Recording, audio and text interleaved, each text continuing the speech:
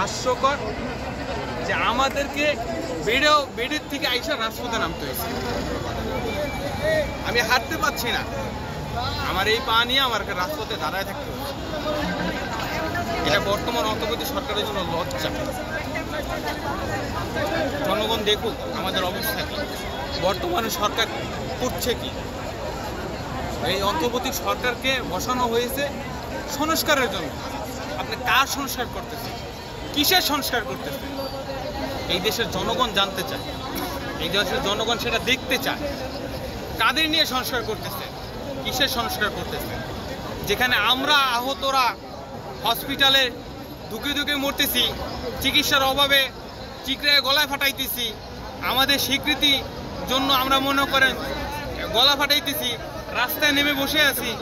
আপনারা কাদের সংস্কার করতেছে, কিসের সংস্কার করতেছে?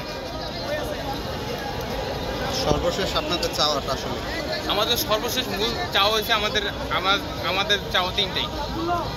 প্রথমত উন্নত চিকিৎসা, পুনর্বাসন, স্বীকৃতি।